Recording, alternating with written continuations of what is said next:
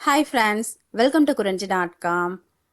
ரொம்ப ஈஸியாக பிகினர்ஸ் கூட எந்த ஒரு பயமும் இல்லாமல் ரொம்பவே சாஃப்டான நெய் ரொம்ப கம்மியாக தேவைப்படுற லட்டு ரெசிபியை இன்றைக்கி எப்படி செய்யறதுன்னு பார்க்கலாங்க. பேனில் 1 டேபிள் ஸ்பூன் அளவுக்கு நெய் ஊற்றிருக்கேன். நெய் நல்லா சூடானதுக்கு அப்புறமா 12 முந்திரி பயிரை இந்த மாதிரி நல்லா ரெண்டாக உடச்சி வச்சுருக்கேன். அதை நான் வறுத்து எடுத்துக்கலாம். இந்த லட்டு செய்கிறது ரொம்பவே ஈஸிங்க. ஆனால் சாப்பிட்றதுக்கும் ரொம்ப சாஃப்டாக இருக்கும்.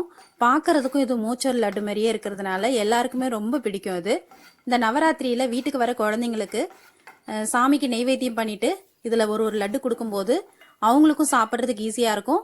நமக்கும் இது செய்கிறது ரொம்ப ஈஸியாக இருக்கிறதுனால எந்த ஒரு கஷ்டமும் இல்லாமல் பண்ணிடலாம். இன்றைக்கி வெள்ளிக்கிழமைன்றதுனால நம்ம ஒரு ஸ்வீட் செஞ்சு வச்சு அம்பாளுக்கு நெய்வேத்தியம் பண்ணுறது ரொம்ப நல்லது.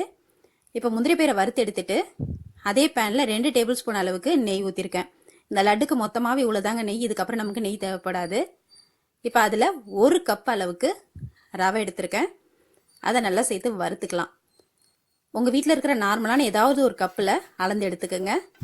உங்களுக்கு எந்த அளவுக்கு தேவையோ அந்த அளவுக்கு அளந்து. இதுவே நிறைய ஒரு 15லேருந்து 20 லட்டு கிட்ட வரும்.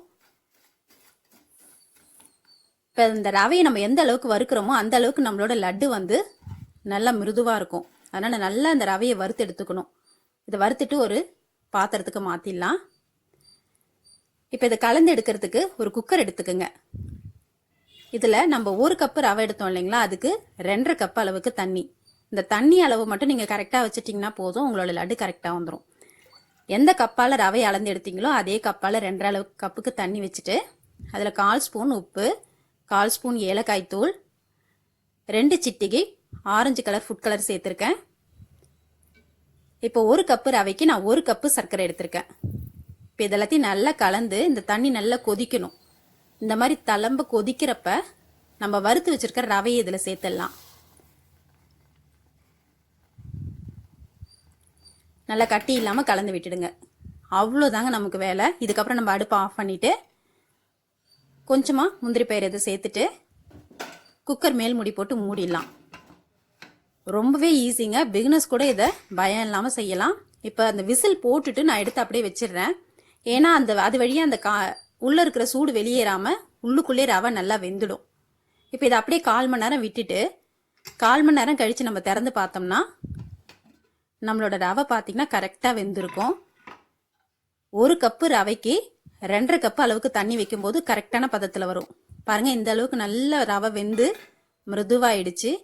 இதே டைப்பில் கூட நீங்கள் கேசரியும் செய்யலாம்.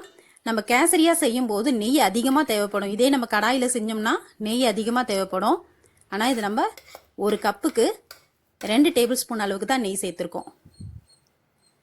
இப்போ இது நல்லா ஆறுனதுக்கு அப்புறமா கையில் கொஞ்சமாக நெய் தடவிக்கிங்க. ஒரு தடவை தடவினாலே போதும். தடவிட்டு இதில் நமக்கு எந்த சைஸுக்கு லட்டு வேணுமோ அந்த சைஸுக்கு உருட்டிக்கலாம்.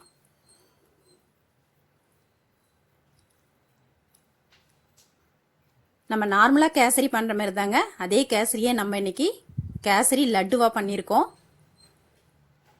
நார்மலாக செய்கிற ஸ்வீட்டையே நம்ம கொஞ்சம் வித்தியாசமாக கொடுக்கும்போது எல்லாருக்குமே ரொம்ப பிடிக்கும். இது பார்க்குறதுக்கும் மூச்சூர் லட்டு மாதிரியே இருக்கிறதுனால எல்லாருமே குழந்தைங்களுக்குலாம் ரொம்ப பிடிக்கும். அதுவும் இல்லாமல் நம்ம குழந்தைங்களுக்கு ஒன்று எடுத்து கொடுத்துடலாம் பிரசாதமாக அழகாக. இப்போ இந்த மாதிரி லட்டு மாதிரி பிடிச்சிட்டு அதுக்கு மேலே நான் ஒரு முந்திரி பயிர் வச்சுருக்கேன். இப்போ ஆஃபீஸ் போயிட்டு வர்றவங்க கூட போயிட்டு இதை கலந்துட்டு ஃப்ரெஷ்அப் ஆகிட்டு இந்த லட்டு பிடிச்சிடலாம். ரொம்ப ஈஸியான ஒரு லட்டு ரெசிபிங்க. நம்ம இதை அம்பாளுக்கு நெய்வேத்தியமாக படைச்சிட்டு குழந்தைங்களுக்கு கொடுத்துடலாம்.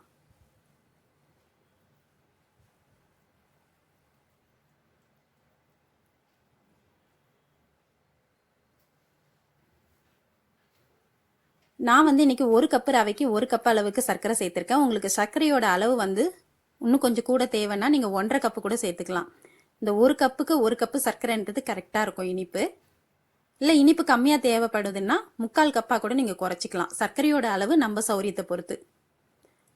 ரொம்ப எளிமையாக செய்யக்கூடிய இந்த லட்டு ரெசிபியை நீங்களும் உங்கள் வீட்டில் செஞ்சு பாருங்கள். செஞ்சுட்டு எப்படி வந்ததுன்னு சொல்லிட்டு உங்கள் கமெண்ட்ஸை கமெண்ட் பாக்ஸில் சொல்லுங்கள். இந்த ரெசிபி உங்களுக்கு பிடிச்சிருந்தா லைக் பண்ணுங்கள், ஷேர் பண்ணுங்கள், சப்ஸ்கிரைப் பண்ணுங்கள். உங்கள் ஃப்ரெண்ட்ஸ் அண்ட் ரிலேட்டிவ்ஸோட இந்த வீடியோவை ஷேர் பண்ணிக்கோங்க. நன்றி, வணக்கம்.